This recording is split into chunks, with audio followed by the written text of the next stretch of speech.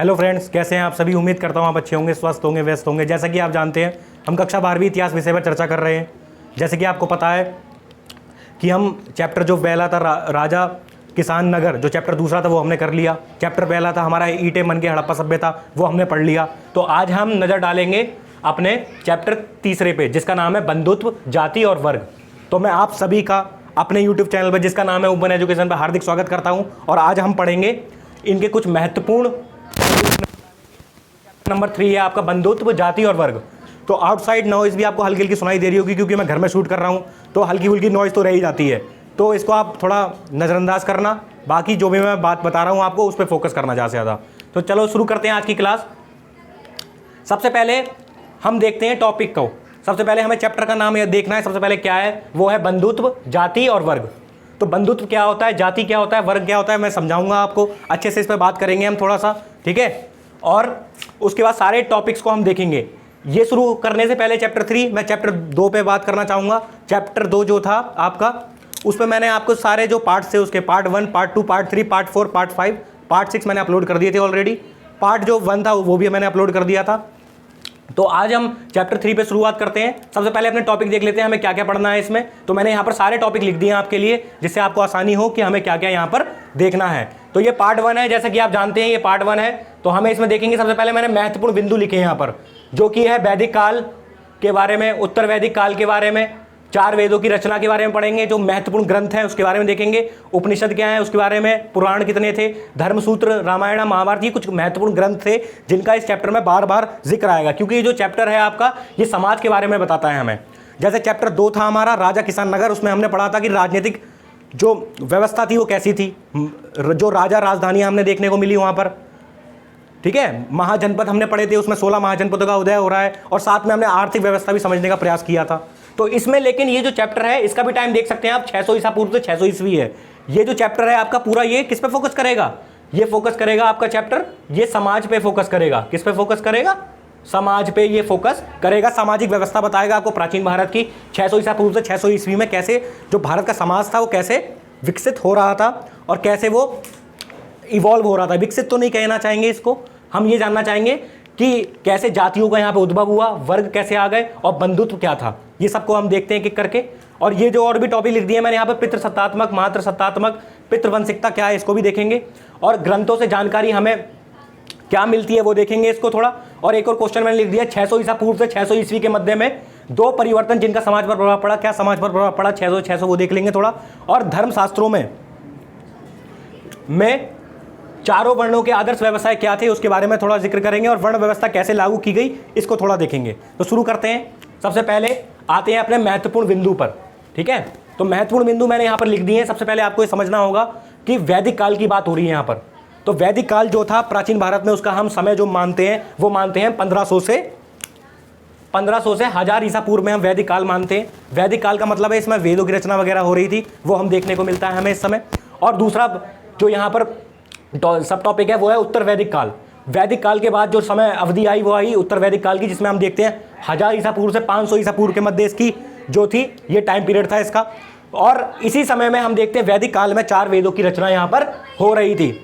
और 4 वेदों की रचना जो हो रही थी उसमें हमने देखा कि ऋग्वेद सबसे पुराना ग्रंथ था हमारा, प्राचीन ग्रंथ था हिंदुओं का, इसकी रचना हुई।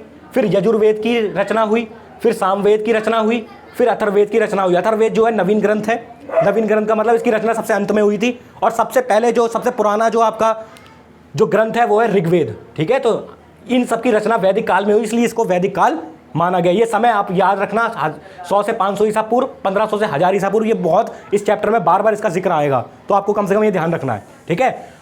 तो सबसे पहले हम, अगर आपसे कोई पूछे भारत के जो प्राचीन ग्रंथ कौन से हैं, तो आप क्या बताएंगे, तो आप वेदों की बात करेंगे। वेदों में भी ऋग्वेद, और सबसे नवीन जो है अथर्ववेद है। फिर वेदों के बाद आती है वारी उपनिषदों की। किसकी बात आती है, ये भी हमारे ग्रंथ हैं भारत के, ठीक है। और इसकी संख्या जो है वो है 108। और उपनिषदों के बाद जिसका नंबर आता है वो होते हैं पुराण। पुराण भी कितने हैं, पुराण है 18 पूरे। तो इन ग्रंथों के बारे में आपको पता होना चाहिए, ठीक है। उसके बाद हम आगे बढ़ते हैं, उसके बाद है धर्मसूत्र। और धर्मसूत्र में हम देखते हैं 500 ईसा पूर्व से 200 ईसा पूर्व में इसकी रचना हुई। और रामायण और महाभारत इसकी रचना हुई 500 ईसा पूर्व से 400 ईसा पूर्व के बीच में, तो आप ये ध्यान रखना, ठीक है। और आउटसाइड नॉइज आती रहेगी आपको थोड़ी थोड़ी, क्योंकि जो आसपास के लोग हैं वो उनसे बोला जा रहा है थोड़ा बात ना करें, लेकिन फिर वो कर रहे हैं, क्या कर सकते हैं अब इसमें। तो थोड़ा आप इसको मैनेज करना, क्योंकि घर में शूट कर रहे हैं। नॉइज रिड्यूसर से कितनी भी नॉइज हटा ली जाए लेकिन वो नॉइज रह ही जाती है, क्योंकि आउटसाइड अब नॉइज का कुछ नहीं कर सकते हम। तो मैं अपनी आवाज़ तेज रखना, उस पर आप फोकस करना, उसको ज़्यादा से ज़्यादा देखने का प्रयास करना, क्योंकि जो आउटसाइड नॉइज है वो हमारे कंट्रोल में नहीं है अभी इस समय, ठीक है। तो ध्यान रखना, वो आती रहती है आवाज़, क्या करें अब। सबको बोल दिया अब आवाज़ स्लो बात करें, लेकिन करते ही नहीं, मानते ही नहीं। तो ये थोड़ा सा आप इसको इग्नोर करना, ठीक है। और जो और भी ग्रंथ थे हमारे, रामायण है, महाभारत है, इसका समय अवधि याद रखना। इसकी जो समय अवधि थी वो 500 से 400 ईसा पूर्व थी। ये 4 मिट गया है, थोड़ा मैं लिख देता हूँ इसे, 400 ईसा पूर्व है। तो ये ग्रंथ जो मैंने लिख दिए हैं, इनको लिखने का पर्पस यही है कि इनका जिक्र आप चैप्टर में बार बार आपको देखने को मिलेगा, तो आपको इसको ध्यान रखना है, ठीक है। और मनुस्मृति और तमिल संगम साहित्य की रचना जो हुई 200 ईसा पूर्व से 200 के मध्य में हुई, ठीक है। तो मनुस्मृति भी आप देख सकते हैं, मनुस्मृति का भी जिक्र होगा इस चैप्टर में। और तमिल संगम साहित्य, इनका जो समय अवधि है वो है 200 ईसा पूर्व से 200। तो पेपर में पूछ लेता है, 1 नंबर का क्वेश्चन आ सकता है कि मनुस्मृति का समय अवधि क्या है, तो 200 ईसा पूर्व से 200 ईस्वी। रामायण और महाभारत की रचना किस समय में हुई, तो 500 ईसा पूर्व से 400 ईसा पूर्व। धर्मसूत्र की रचना कब की गई, 500 ईसा पूर्व से लेकर 200 ईस्वी तक, ठीक है। तो ध्यान रखना इस बारे में। और उपनिषदों की संख्या 108 है, ये पूछ लेता है कभी, पुराणों की संख्या 18 है। तो ये हमें बेसिकली थोड़ा सा पता होना चाहिए, जो ये हिंदुओं के ग्रंथ हैं और प्राचीन जो सामाजिक व्यवस्था थी, इन ग्रंथों का बड़ा उसमें महत्वपूर्ण योगदान रहा है, ठीक है। तो इस बात को आपको ध्यान रखना है। अब आगे बढ़ते हैं थोड़ा, ठीक है, आगे बढ़ते हैं थोड़ा, और इसमें एक शब्द पे और फोकस करते हैं, ये पितृसत्तात्मक। ये शब्द बार बार आएगा आपकी किताब में, तो उसको समझ लो। मतलब पितृसत्तात्मक ऐसी व्यवस्था होती है जहां पर जो पुरुष होता है उसकी सत्ता होती है। ये पुरुष की सत्ता का मतलब है यहाँ पर कि घर का मुखिया जो कौन होगा, पुरुष होगा, और वो ही सारे जो घर के जो निर्णय है वही लेगा, ठीक है। उसमें कोई हस्तक्षेप नहीं कर सकता, ठीक है। तो ये पितृसत्तात्मक वाला समाज होता है ऐसा, ठीक है। तो ध्यान रखना। और मातृसत्तात्मक इसका उल्टा होता है। मातृसत्तात्मक ऐसा समाज होता है जहाँ स्त्री की सत्ता होती है। स्त्री की सत्ता का मतलब है कि जो परिवार के जो निर्णय है उसमें जो है, जो स्त्री है वो भूमिका निभाती है, ठीक है। वो जो की डिसीजन होते हैं वो लेती है, ठीक है। तो और उसका जो निर्णय होता है वो अंतिम होता है, कोई फिर उसके बाद कोई कुछ उसमें कर नहीं सकता। तो ये हमने देखा, ठीक है। और ये टॉपिक, ये जो शब्दावलियाँ बार बार आएंगी आपके चैप्टर में पितृसत्तात्मक, मातृसत्तात्मक, तो इसे अच्छे से आप ध्यान रख लेना, ठीक है। तो कंफ्यूज मत होना, बार बार देख लेना इस चीज़ को। और एक और जो शब्दावली आएगी वो है पितृवंशिकता, ठीक है। पितृवंशिकता क्या होती है इसे भी देख लेंगे थोड़ा, ठीक है। पितृवंशिकता क्या होता है, वो एक पितृवंशिकता एक ऐसी परंपरा होती है जहाँ पिता के बाद पुत्र को, पुत्र के बाद पौत्र को, पौत्र के बाद प्रपौत्र को जो होते हैं संसाधन घर के, वो उसे मिलते हैं, ठीक है। तो कहने का मतलब है जो घर की जो संपत्ति है उसमें जो है पिता के बाद पुत्र को मिलती है, वो पुत्र के बाद पौत्र को मिलती है, पौत्र के बाद प्रपौत्र को मिलती है। तो इस सीक्वेंस में चलती है जो संपत्ति का जो बंटवारा चलता है, ठीक है। तो ये हमें ध्यान रखना है। इसका भी आदर्श हमें देखने को मिलता है इस चैप्टर में। और जो ये आपका चैप्टर है, चैप्टर नंबर 3, बंधुत्व जाति वर्ग, इसमें इस चैप्टर को समझाने के लिए महाभारत का बार बार उदाहरण दिया गया है, ठीक है। जैसे कि आप जानते हैं महाभारत जो है विश्व का सबसे बड़ा महाकाव्य है। तो महाभारत की कथा तो आप जानते ही हैं कि जो महाभारत की जो कथा है वो कुरुवंश की कथा है, जिसमें हम देखते हैं कि जो भाइयों के बीच की जो है गद्दी की झगड़ा चलता है कि राज सिंहासन पर कौन बैठेगा, हस्तिनापुर का राजा कौन बनेगा, युवराज कौन बनेगा। तो उसी की लड़ाई चलती है। तो महाभारत का इसमें एग्जाम्पल दिया गया है। जैसे महाभारत में भी जो था पितृवंशिकता का आदर्श हमें देखने को मिलता है। कैसे मिलता है आदर्श देखने को, क्योंकि वहाँ पे भी हम देखते हैं जो राजगद्दी के लिए जो संघर्ष हो रहा था वो भाइयों में हो रहा था। एक तरफ थे पांडव और एक तरफ थे कौरव। पांडवों और कौरवों के बीच में जो संघर्ष हो रहा था और राजगद्दी पाने के लिए हो रहा था, हस्तिनापुर का राजा कौन बनेगा, ठीक है। तो कौरवों की तरफ से थे सबसे बड़े जो उनके भाई थे वो थे कौन, दुर्योधन, और पांडवों के सबसे बड़े कौन थे, युधिष्ठिर। तो इनके बीच में संघर्ष था। तो वो भी हमें महाभारत में देखने को मिलता है, पितृवंशिकता का आदर्श, ठीक है। तो ध्यान रखना इस बारे में। तो ये बहुत ही महत्वपूर्ण है महाभारत का, इस चैप्टर में बार बार जिक्र आएगा, तो आप ध्यान रखना इसमें, ठीक है। महाभारत की कथा, हस्तिनापुर इनका राज्य हुआ करता था, ठीक है।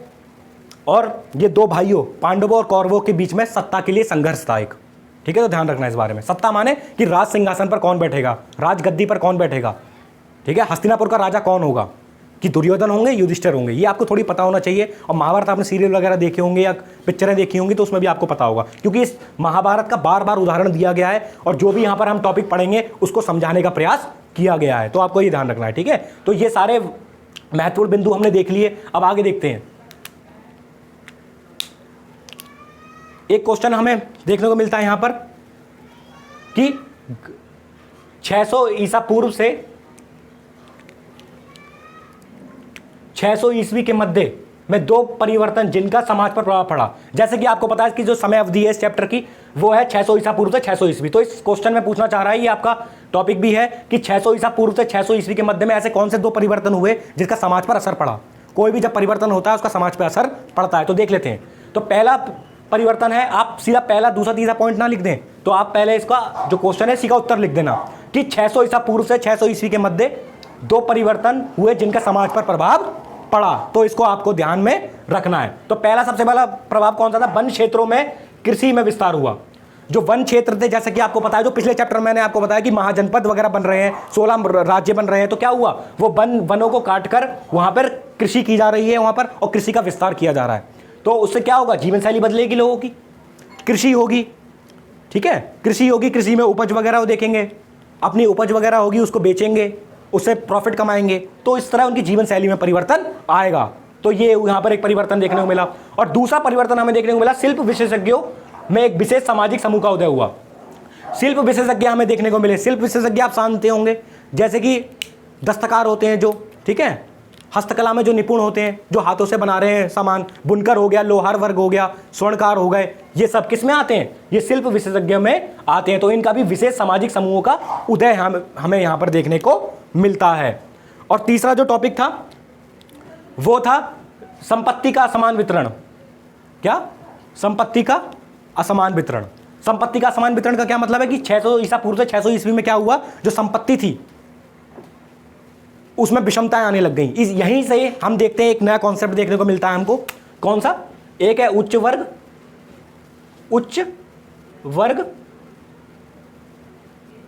और निम्न वर्ग। तो ये कॉन्सेप्ट हमने देखने को यहां पर मिलते हैं। उच्च वर्ग का मतलब है अमीर वर्ग और निम्न वर्ग का मतलब है गरीब वर्ग। ये हमें यहां पर देखने को मिलते हैं, क्योंकि संपत्ति असमान रूप से बंटने लग गई और संपत्ति का केंद्रीकरण होने लग गया, ठीक है। और संपत्ति, यहां पर एक और वर्ग को आप याद रख सकते हैं, जो स्त्री वर्ग था, जो महिलाएं थी, उनका संपत्ति में कुछ ज्यादा उनको दिया नहीं गया इसमें, ठीक है, उनको यहां पर हीन दर्जा दिया गया, ठीक है। जब ये समय आया, उत्तर वैदिक काल आया 1000 से 500 ईसा पूर्व, तो जो स्त्री थी उसकी स्थिति और खराब हो गई, समझे। वैदिक काल में फिर भी ठीक ठाक थी स्थिति, और यहां पर उत्तर वैदिक काल में सामाजिक विषमताएं बढ़ने लग गई। सामाजिक विषमता का मतलब होता है समाज में अंतर आने लग गया। उच्च वर्ग, निम्न वर्ग, ऊंची जाति, छोटी जाति, ठीक है, वर्ण व्यवस्था, या भी वर्ण व्यवस्था पे आएंगे हम, तो ये अंतर वहां पर आने लगे। तो ये 3 पॉइंट हैं, इसको आप ध्यान रखना जब भी आप उत्तर लिखें, तो ध्यान रखना इस बात को, ठीक है। अब आगे बढ़ते हैं थोड़ा। तो ये वाला पॉइंट हमने देख लिया। अब एक और क्वेश्चन मैंने यहां पे लिखा था कि ग्रंथों से हमें क्या जानकारी मिलती है। किससे? ग्रंथों से हमें क्या जानकारी मिलती है। जो मैंने आपको ग्रंथ यहां पर नाम बताए कुछ के, वेद हो गए, उपनिषद हो गए, पुराण हो गए, धर्मसूत्र हो गया, रामायण, महाभारत, मनुस्मृति, तमिल संगम साहित्य, ये सारे जो मैंने आपको ग्रंथ बताए। तो यहाँ पर एक क्वेश्चन आ जाता है, कभी कभी 2 या 3 नंबर का आ सकता है कि इससे हमें क्या जानकारी मिलती है, ग्रंथ हमें क्या बताते हैं। तो देख लेते हैं। ग्रंथ से हमें निम्नलिखित जानकारी मिलती है। नंबर 1 पॉइंट, पहली, सामाजिक व्यवहार के मानदंड और नियम का पता चलता है हमें, ठीक है। समाज में कैसा व्यवहार हो रहा है, समाज के नियम कैसे हैं, ग्रंथों में हमें जानकारी मिलती है कि नियम बना दिए गए हैं कि समाज को वो फॉलो करने हैं, समाज के हर व्यक्ति को उन नियमों को निभाना है। तो समाज के नियम हम देखते हैं, मानदंड मानने होता है, नियम वगैरह देखते हैं। और दूसरा, समाज का हमें इसमें चित्रण देखने को मिलता है।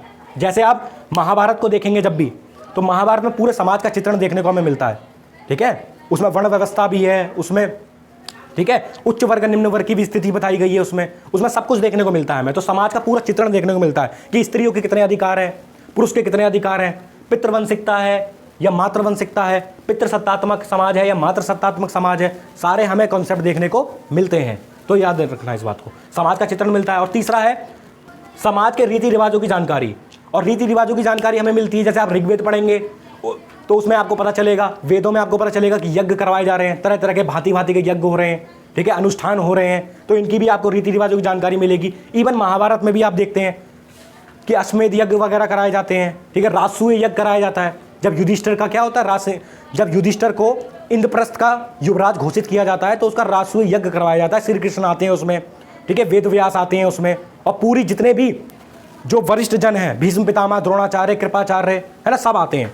तो आपने महाभारत सीरियल में जरूर देखा होगा, तो वो महाभारत में हमें देखने को मिलता है। तो इस प्रकार ग्रंथ हमें ये निम्नलिखित जानकारियां देते हैं, सामाजिक व्यवहार के नियम बताते हैं कि समाज में कौन से नियम चलते हैं, लोग कैसे उसको मानते हैं। और दूसरा, समाज का हमें चित्रण देखने को मिलता है, ठीक है, समाज कैसा है, उच्च वर्ग निम्न वर्ग में बटा है, स्त्रियों की स्थिति क्या है, कितने अधिकार हैं, नहीं है, समाज का हमें चित्रण देखने को मिलता है। और समाज के रीति रिवाजों की भी जानकारी हमें देखने को मिलती है। तो आप याद रखना, ग्रंथों से जानकारी। ये क्वेश्चन आता है एग्जाम में, 3 नंबर का आ सकता है, 3 पॉइंट लिख दिए इसे, ठीक है। आपको इतना छोटा पॉइंट नहीं लिखना है, ये तो हेडिंग बनेगी और इसके अंदर आपको लिखना है कम से कम 2 लाइन, तो ध्यान रखना, ठीक।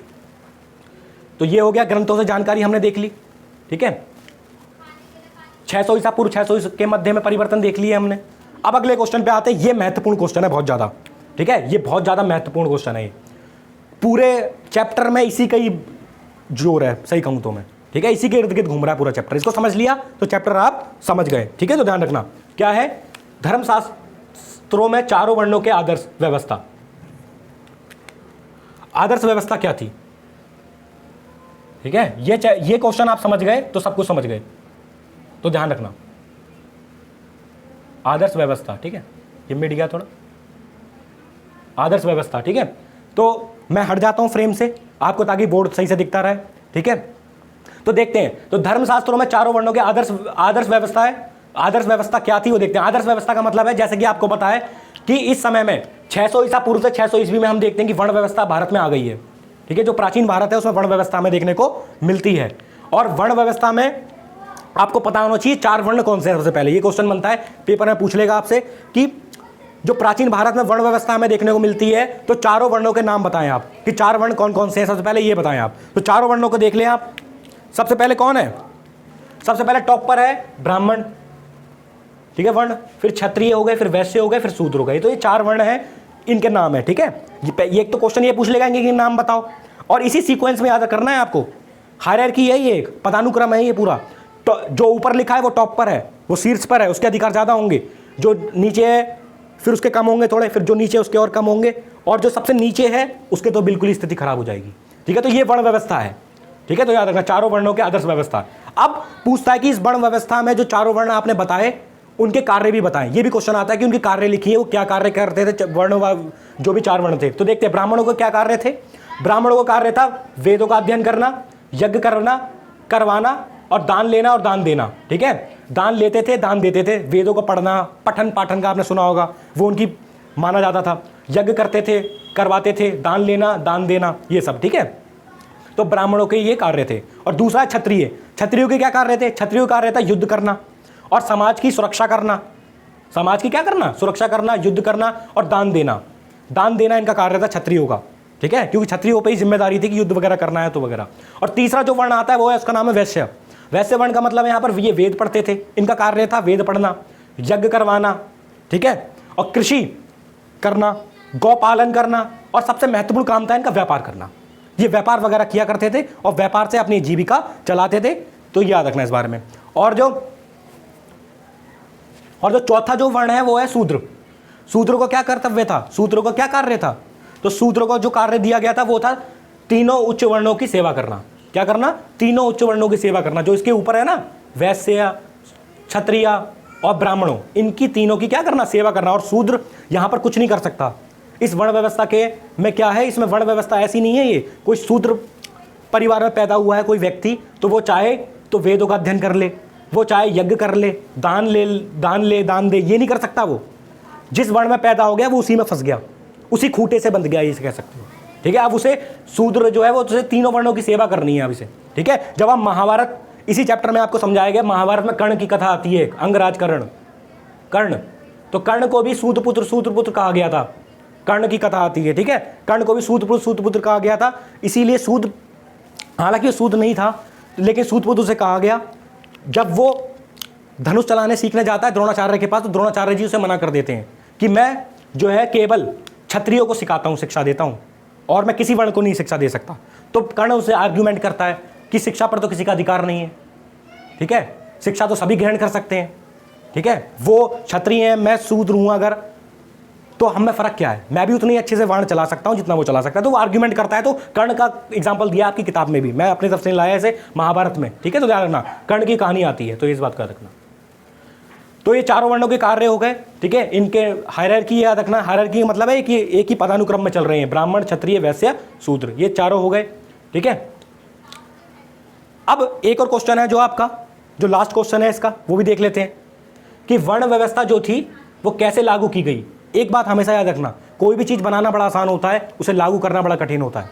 जैसे एग्जाम्पल दें, हमारा संविधान, संविधान तो बना दिया गया, ठीक है, उसमें अधिकार दे दिए, स्वतंत्रता दे दी, समानता दे दी, न्याय का आदर्श दे दिए, ठीक है, सब कुछ उसमें अच्छी अच्छी बातें लिख दी। मैं ये नहीं कह रहा उसका पालन नहीं हो रहा है, क्या पूरा 100% उसका पालन हो रहा है? जमीन पर नहीं हो रहा है। तो इसका मतलब है कि कोई भी चीज़ लागू कराना बड़ी कठिन होती है, बनाना बड़ा आसान होता है। जैसे आप टाइम टेबल बना लेते होंगे अपना सुबह सुबह से उठ के कि ये सुबह उठना है 5 बजे, ये करना है, वॉकिंग वगैरह करनी है, एक्सरसाइज करनी है, ये लेसन पढ़ना है, वो लेसन पढ़ना है, इसको अब तक ख़त्म कर लेना है, बना लेते हैं ना आप आराम से। क्या उसे फॉलो कर पाते हैं आप? क्या उसे लागू करा पाते हैं आप? तो वो चुनौती होती है। चीज़ें बनाना मुश्किल नहीं होती, उसे लागू करना, इंप्लीमेंट करना, एग्जीक्यूट करना कठिन होती हैं। तो यहाँ पर भी यही बात हुई कि वर्ण व्यवस्था तो बना दी है, और ये धर्मशास्त्रों में है वर्ण व्यवस्था, याद रखना। हिंदुओं का ग्रंथ है धर्मशास्त्र, जिसे धर्मसूत्र भी कहा गया कहीं कहीं। धर्मसूत्र, धर्मशास्त्र में ये वर्ण व्यवस्था के बारे में जिक्र आता है पूरा, तो याद रखना धर्मशास्त्र बताता है। तो इसने वर्ण व्यवस्था को अब कैसे लागू किया जाए, क्योंकि ब्राह्मणों को बोल दिया आप वेदों का अध्ययन करेंगे, वो यज्ञ करेंगे वगैरह, क्षत्रियों को बोल दिया युद्ध सुरक्षा करें, वैश्य कह रहे हैं वेद पढ़ना, शूद्र कह रहे हैं तीनों वर्णों की सेवा करोगे। अब शूद्र कल को बगावत कर दे कि भाई मैं इनकी सेवा क्यों करूं, भाई मेरा काम है पढ़ने का, मैं भी पढ़ना चाहता हूं, दूसरा पढ़ना चाहता है, मैं भी पढ़ना चाहता हूं, वो अगर कल को बगावत कर दे, कुछ आवाज ना उठा दे, समाज में संघर्ष की स्थिति ना हो जाए, इसीलिए वर्ण व्यवस्था को लागू करना बड़ा जिम्मेदारी था। तो इसलिए आपकी किताब में ये आ रहा है चैप्टर, इसमें देखो जातियों का, वर्ण का खुलकर आएगा। कभी भी आप जिस भी वर्ण से हैं, आप जिस भी जाति से हैं, तो इसे पर्सनल मत लेना कभी भी, ठीक है। आपकी और जो भी मैं बता रहा हूँ, कोई भी मैं अपनी तरफ से नहीं बता रहा, मैं किसी वर्ण को डिमीन नहीं कर रहा हूँ या किसी को नीचा दिखाने की मेरी कोई कोशिश नहीं है। जो भी किताब में आपको एक एक शब्द जो मैं बोल रहा हूँ, वो आपको अपनी एनसीईआरटी की 12वीं चैप्टर के 3रे जो अध्याय है उसमें मिल जाएगा, ठीक है। तो इसमें कभी भी विचलित नहीं होना। तो देख सकते हैं वर्ण व्यवस्था कैसे लागू की गई। सबसे पहले ब्राह्मणों ने एक आचार संहिता तैयार करी। आचार संहिता माने होता है एक नियम वगैरह बना दिए। ये सारे नियम ब्राह्मणों द्वारा बनाए गए थे, और उन्होंने क्या कह दिया कि वर्ण व्यवस्था इसको इसलिए मानना चाहिए क्योंकि ये दैवीय व्यवस्था है। कैसी व्यवस्था है? दैवीय व्यवस्था है। इसका मतलब है कि ये जो वर्ण व्यवस्था है, ये किसने बनवाई है? ये किसी व्यक्ति ने नहीं बनाई है। किसने बनाई है? ये तो देवताओं ने बनाई है। ये दैवीय व्यवस्था है, ठीक है। क्योंकि दैवीय व्यवस्था इसलिए बोला गया क्योंकि कोई भी व्यक्ति जो होता है वो किसी व्यक्ति द्वारा बनाए गए कोई भी नियम होते हैं उसका तो वो उल्लंघन कर सकता है, उसको तो वो नहीं मान सकता है, उसकी तो वो विरोध कर सकता है। जब लेकिन किसी व्यक्ति को ये कहा जाए ये भाई व्यक्ति ने नहीं बनाए हैं, ये ईश्वर ने बनाए हैं, अगर तुमने इस व्यवस्था को फॉलो नहीं किया तो तुम ईश्वर का अपमान कर रहे हो, ईश्वर तुम्हें दंड देंगे, तो व्यक्ति फिर डर जाएगा। जैसे कि आप जानते हैं ईश्वर के नाम पर व्यक्ति कभी, बहुत ऐसे भी हैं जो मंदिर इसलिए भी जाते हैं कि उनके मन में भय होता है कि अगर हम मंदिर नहीं जाएंगे, पूजा पाठ नहीं करेंगे टाइम से, तो हो सकता है ईश्वर जो है, देवता जो है, वो हमसे रुद्ध ना हो जाए, ठीक है, वो हमसे नाराज ना हो जाए। तो वही व्यवस्था थी, ठीक है। तो देवी व्यवस्था के साथ जोड़ा गया वर्ण व्यवस्था को, ताकि इसको लागू किया जाए समाज में, क्योंकि समाज अगर इसी व्यवस्था के हिसाब से काम करेगा तो समाज चलता रहेगा उस समय का। अगर शूद्रों ने बगावत कर दी कहीं ना कहीं तो फिर ये व्यवस्था धराशायी हो जाएगी। ये कौन करेगा इस व्यवस्था को? तो सबके काम निश्चित कर दिए, ठीक है, ध्यान रखना। अब दूसरा है, इसमें दूसरा पॉइंट है, सबको ये विश्वास दिलाया गया कि जो वर्ण व्यवस्था है वो जन्म पर आधारित है। किस पर आधारित है? जन्म पर आधारित है। अब यहीं पर हमें एक चीज समझनी है, जब वैदिक काल था, 1500 से 1000 ईसा पूर्व का समय था, जब जो वर्ण व्यवस्था थी वो किस पर आधारित थी? वो कर्म पर आधारित थी। किस पर आधारित थी? वो कर्म पर आधारित थी, ठीक है। कर्म का मतलब है कार्य पर आधारित थी वो, इसको भी समझ लो थोड़ा सा। कार्य पर आधारित होने का मतलब है कि कोई व्यक्ति जो कार्य कर रहा है उस कार्य से उसका वर्ण माना जाएगा। जैसे मैं अगर पढ़ा रहा हूं तो मैं ब्राह्मण हूं, ठीक है। मैं इसलिए ब्राह्मण नहीं हूं कि मैं ब्राह्मण परिवार में पैदा हुआ हूं तो मैं ब्राह्मण हूं, तो मैं पढ़ाऊंगा, ठीक है। कार्य का मतलब है जो व्यक्ति जो कार्य कर रहा होगा, व्यक्ति को छूट थी, कोई भी कार्य करो और जो कार्य करोगे उसी कार्य के आधार पर आपका वर्ण जो है निर्धारित हो जाएगा। जैसे कोई पढ़ाने का काम कर रहा है तो वो ब्राह्मण है, पढ़ा रहा है इसलिए ब्राह्मण है, ठीक है, ब्राह्मण है इसलिए नहीं पढ़ा रहा है वो। तो ये थी कार्य पर आधारित क्या? वर्ण व्यवस्था, जो वैदिक काल में देखने को मिली 1500 से 1000 ईसा पूर्व। जो वैदिक काल का समय था, हल्का से याद रखना, ये आपकी बुक में नहीं है लेकिन बता देता हूं, इस समय में जो था समानता ठीक ठाक पाई जा रही थी समाज में।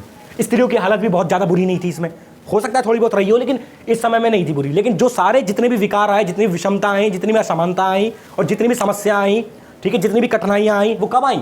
उत्तर वैदिक काल के समय में आई। 1000 से 500 ईसा पूर्व में क्या हुआ? चारों जो वर्ण व्यवस्था थी वो कार्य पर आधारित ना होकर अब किस पर आधारित हो गई? वो जन्म पर आधारित हो गई। कहने का मतलब है अब कोई भी व्यक्ति कार्य तो ही करेगा वही वाला जिस वर्ण में वो पैदा हुआ होगा, जिसमें उसने जन्म लिया होगा। जैसे किसी को वेदों का अध्ययन करना है, पढ़ना है, पाठन करना है तो ब्राह्मण होना चाहिए, क्षत्रिय होना चाहिए, वैश्य होना चाहिए, शूद्र नहीं कर सकता। तो ये होती है जन्म पर आधारित, ठीक है। और वर्ण के अनुसार हर कोई अपना कार्य करेगा। इस वर्ण व्यवस्था में, देवी अवस्था में सब जो है किसके हिसाब से काम करेंगे? वर्ण के हिसाब से काम करेंगे, ठीक है। और तीसरा है वर्ण निश्चित है। वर्ण निश्चित होने का मतलब होता है कि जो वर्ण है, जिसका जो वर्ण है वो कार्य करेगा। ये नहीं है कि जो शूद्र है वो ब्राह्मण बन जाएंगे, नहीं, जिसका जो कार्य है वही करेगा, ठीक है। इसमें जैसे कहते हैं ना अपलिफ्ट मोबिलाइजेशन नहीं है। जैसे शूद्र उठकर वैसे वाले ग्रुप में नहीं जा सकते, वैसे क्षत्रिय में नहीं जा सकते, जो जहां है वो वहीं रहेगा। फंस गया, लिफ्ट होती है ना, जैसे लिफ्ट रुक जाए जैसे, तो जो जहां है वही रह गया, तो वैसा। तो ऊपर जाने का इसमें कोई स्कोप नहीं है, तो याद रखना। इसलिए वर्ण व्यवस्था की कभी आलोचना भी की जाती है कि जैसे आज हम देख सकते हैं, आज हमारे देश में संविधान है, तो किसी पर भी कोई ये बंदिश नहीं है कि कौन किस वर्ण में पैदा हुआ। हमारा संविधान मानता ही नहीं इन चीज़ों को, वर्ण जाति वाति में भेद नहीं करता, क्योंकि जो उसकी प्रस्तावना है, उद्देशिका, वो क्या कहती है? We the people of India, हम भारत के लोग, ठीक है। तो हम भारत के लोग में क्या आता है? ना उसमें वो धर्म की बात करता है, ना वो जाति की बात करता है, ना वो रंग की बात करता है, ना वो क्षेत्र की बात करता है, ठीक है, ना वो निवास स्थान की बात करता है, किसी की बात नहीं करता, सबको वो एक मानता है। तो लेकिन उस समय तो कोई संविधान नहीं था, जो व्यवस्था चल रही है उसी हिसाब से काम हो रहा है, तो इसलिए इसकी आलोचना हो जाती है वर्ण व्यवस्था की, ठीक है, क्योंकि आज के समय में इसे स्वीकार्य नहीं किया जा सकता, ठीक है। तो याद रखना, क्योंकि जब हमारे देश में संविधान है, तो ये वाली बात हो गई है। तो ये सारे टॉपिक हमने देख लिए हैं, तो अब देखते हैं, एक बार ओवरव्यू दे देता हूँ फटाफट 2 मिनट के अंदर। तो चैप्टर 3 था, जैसे कि आपको पता है, बंधुत्व, जाति, वर्ग वगैरह हमने देखा, ठीक है। वर्ग माने होता है उच्च वर्ग, निम्न वर्ग, हाई क्लास, लोअर क्लास, ठीक है। मतलब जैसे कहते नहीं हम कि अमीर वर्ग है वो निम्न वर्ग है वगैरह वगैरह। महत्वपूर्ण बिंदु, वैदिक काल हमने देखा, ठीक है, 1500 से 1000 ईसा पूर्व। उत्तर वैदिक काल देखा, 1000 से 500, चारों वेदों की रचना देखी। ऋग्वेद सबसे प्राचीन ग्रंथ है, यजुर्वेद, सामवेद, ठीक है। और सामवेद को एक चीज और याद रखना, सामवेद जो है इसे संगीत का जनक कहा जाता है। किसका जनक कहा जाता है? संगीत का जनक, क्योंकि जो सारे गामा वगैरह जो लिरिक्स वगैरह होते हैं वो सामवेद से ही मानी जाती है शुरुआत उसकी। अथर्ववेद हो गया नवीन ग्रंथ, इसमें जादू टोने वगैरह के बारे में जिक्र होता है, ठीक है। उपनिषद 108 देखने को मिलते हैं हमें, ठीक है। और पुराण जो है वो 18 है, ठीक है। और धर्मसूत्र हमने देख लिया, टाइम 500 से 200 ईसा पूर्व। रामायण महाभारत का देख लिया, और महाभारत बड़ा इंपॉर्टेंट है, ये बार बार आपके चैप्टर में आएगा, इसके उदाहरण आएंगे बार बार, इसको अच्छे से देखना है। मनुस्मृति और तमिल संगम साहित्य 200 से 200 में है। पितृ सत्तात्मक क्या होता है? पुरुष की सत्ता। मातृ सत्तात्मक क्या होता है? स्त्री की सत्ता। पितृवंशिकता क्या होता है? परंपरा जिसमें पिता पुत्र पौत्र प्रपौत्र के आधार पर चलती है, इसका आदर्श हमने देखा, महाभारत में देखने को मिलता है। ग्रंथों से जानकारी हमने देख ली, सामाजिक व्यवहार के मानदंड नियम देखने को मिलते हैं, समाज का चित्रण देखने को मिलता है, और समाज के रीति रिवाजों की जानकारी देखने को मिलती है। 600 ईसा पूर्व से 600 के मध्य में 2 परिवर्तन जिनका समाज पर प्रभाव पड़ा। वन क्षेत्रों में कृषि में सुधार, जीवन शैली बदली, शिल्प विशेषज्ञों की एक विशेष सामाजिक समूह का उदय, संपत्ति का असमान वितरण, ठीक है। तो हमने ये देखा, ये मिटा देता हूं मैं, इसका तो काम नहीं है, ठीक है। और क्या धर्मशास्त्रों में 4 वर्णों की आदर्श व्यवस्था देखे, ब्राह्मण, क्षत्रिय, वैश्य, शूद्र देखे। वर्ण व्यवस्था कैसे लागू की गई? ब्राह्मणों ने देवी व्यवस्था का विश्वास जन्म पर आधारित हो गई, वर्ण के अनुसार कार्य करना है, वर्ण जो है सबका निश्चित है। तो इतना ही है आज के लिए, ये था आपका पार्ट 1। पार्ट 2 पार्ट 3 भी जल्द से जल्द आएगा, कोशिश होगी, ठीक है। तो आज के लिए फिर इतना ही रखते हैं, ठीक है। मैं इसको थोड़ा सा मिटा देता हूँ, ये जो लिख दिया मैंने, ये तो आपने, ठीक है, ये समझाने के लिए था बस, ये थोड़ा सा मैं मिटा देता हूँ इसे, ठीक है। आज के लिए फिर इतना ही रखते हैं। अगर मेहनत पसंद आई है, अच्छा लगा कंटेंट, समझाया, अगर मैं आपको लगता है समझाया मैंने ठीक ठाक है, तो आप लाइक कर देना, नहीं आए तो डिसलाइक कर देना, शेयर करना अपने दोस्तों के साथ ज़्यादा से ज़्यादा, क्योंकि 8, 10, 15, 20 लोग देखेंगे वीडियो तो कोई मतलब ही नहीं है वीडियो बनाने का, ठीक है। तो वीडियो बनाइए टाइम निकाल के, क्योंकि हम भी अपने पढ़ाई वगैरह कर रहे हैं तो उसमें भी टाइम जाता है, तो टाइम निकालना, वहाँ से फिर वीडियो बनाना थोड़ा सा ट्रिकी होता है। तो इसलिए आप ज़्यादा से ज़्यादा शेयर करें, इसे सब्सक्राइब कर लें, ठीक है। और कमेंट जरूर लिखें, अपनी फीडबैक जरूर दें, जो भी आपको आपके मन में आई है वो आप लिखें, नेगेटिव हो पॉजिटिव हो डजंट मैटर, क्योंकि आप नेगेटिव लिखेंगे फीडबैक, मैं उसे पॉजिटिव वे में लूँगा, ठीक है। और जो भी सुधार होंगे वो करने का प्रयास मैं करूँगा, ठीक है। और आउटसाइड नॉइज़ बहुत आपको सुनने को मिलेगी इसमें थोड़ा सा, तो आप इसको मैनेज करना, क्योंकि घर पे हैं हम हालांकि मैं कोशिश करूँगा कि इसकी जो आवाज़ है वो निकालने की, आउटसाइड उसको रिड्यूस करने की, ठीक है, ऐप से, लेकिन फिर भी थोड़ी बहुत आवाज़ तो इसमें रह ही जाती है, क्या कर सकते हैं अब, ठीक है। आस पड़ोस के लोग मानते ही नहीं है, ठीक है। तो ध्यान रखना इस बारे में। आज के लिए इतना ही रखते हैं। Thanks a lot for watching, have a nice day. मैं हट जाता हूँ, आप इसका स्क्रीनशॉट ले लेना एक बारी।